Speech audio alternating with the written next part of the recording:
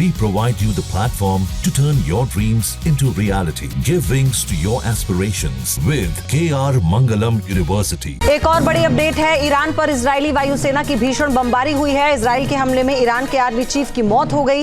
Israeli हमले में army chief Bagheri की मौत हुई है। मीडिया IRGC कमांडर हुसैन सलामी को टारगेट किया गया। इजराइल का दावा है कि हमले में ईरानी न्यूक्लियर साइंटिस्ट भी मारा गया। ये बड़ी अपडेट है, यानी ईरानी न्यूक्लियर साइंटिस्ट की भी मौत इस हमले के दौरान हुई है। ये बड़ी जानकारी इस वक्त आपको हम बता दें। ये तस्वीर जो आप देख रहे हैं उसी बमबारी की है और इसमें एक जानकारी ये जुड़ी है कि वायुसेना की भीषण बमबारी हुई है। ये इजराइल के हमले में ईरान के आर्मी चीफ की मौत जो हुई है, ये उन्हीं की तस्वीर इस वक्त आपको हम दिखा रहे हैं। ईरान के आर्मी चीफ की मौत की पुष्टि भी हो चुकी है। इजरायली हमले में आर्मी चीफ बागेरी की मौत हो चुकी है। IRGC कमांडर हुसैन सलामी को टारगेट किया गया और साथ ही ये भी दावा है कि ईरानी न्यूक्लियर साइंटिस्ट भी मारा गया इस हमले में। मेरे सहयोगी राहुल डबास हमारे साथ जुड़ चुके हैं। राहुल, ये बहुत बड़ा नुकसान है ईरान को।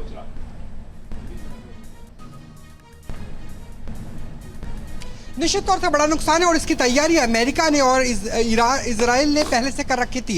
इसके कई प्रमाण मिलते हैं। पहला तो यह कि डोनाल्ड ट्रंप ने कहा था कि अगर ये बातचीत फेल हो जाती है तो कड़ा संदेश दिया जाएगा।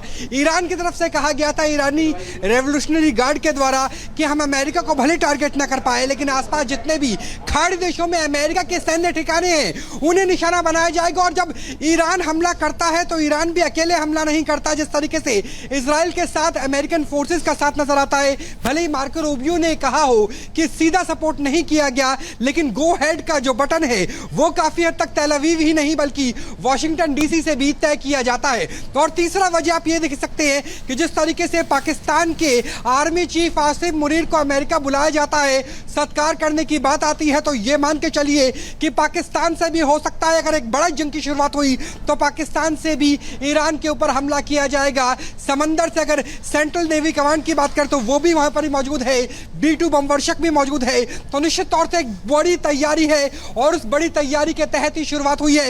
एक खबर जो मैं यहां पे आपको देना चाहूंगा कि सेकंड वेव अटैक की भी शुरुआत हो चुकी है। अभी मैं GPO से लगातार टच में था, यानी गवर्नमेंट प्रेस ऑफिस इजराइल के साथ, और उन्होंने कहा कि सेकंड वेव के लिए टेक ऑफ हो चुका है, यानी F-35 के जरिए दूसरा वेव अटैक किया जा रहा है। इसमें F-16 भी शामिल रहेंगे, यानी दूसरे चरण की युद्ध की शुरुआत हो चुकी है। और इसे आप उस तरीके से मत देखिए कि जैसे पहले ऑपरेशन ट्रू प्रॉमिस हुआ था, जिसके तहत एक बार ईरान हमला करता है, फिर इजराइल पलटवार करता है, फिर इजराइल हमला करता है, ईरान पलटवार करता है। ये फुल फ्लैश वॉर होगी। लेकिन राहुल, इसी बीच तो अमेरिकी विदेश मंत्रालय ने यह भी कह दिया है ना कि हमारा कोई रोल ही नहीं है इसमें, और अगर ईरान किसी भी उनके सैन्य ठिकाने को, एयरबेस को टारगेट करने की कोशिश करता है तो फिर वो बर्दाश्त नहीं करेगा।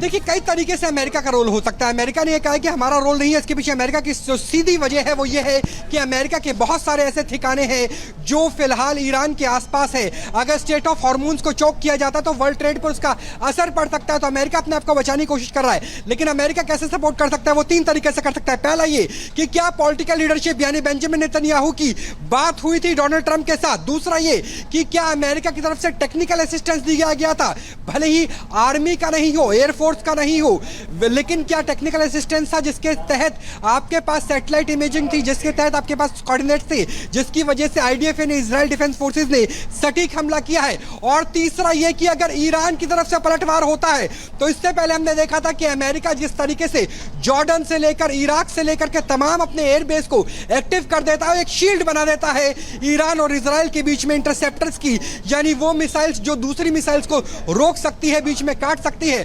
तो क्या अमेरिका इजराइल को उस तरीके से भी सपोर्ट करेगा? तो ये तीन तरह का सपोर्ट हो सकता है। भले ही अमेरिका की तरफ से यह कहा गया है कि उनके बम वर्षकों ने, उनके फाइटर प्लेन्स ने सीधे तौर पर हमला नहीं किया है, लेकिन ये मान के चलिए कि अगर मिडिल ईस्ट में कुछ भी होता है और उसके पीछे का एपिसेंटर तेल अवीव है, इजराइल है, तो ये मान के चलिए कि उसमें अमेरिका का परोक्ष या फिर, और राहुल इसे ऐसे भी देख सकते हैं ना कि ईरान जो अपनी न्यूक्लियर क्षमता को लगातार बढ़ाने की कोशिश कर रहा है, वो ईरान जो ये कह चुका है कि वो किसी भी भी कीमत पर कोई कॉम्प्रोमाइज नहीं करेगा। वही ईरान तो अमेरिका के लिए भी चुनौती बन जाता ना आगे, और इजराइल के लिए तो वो बना ही हुआ था।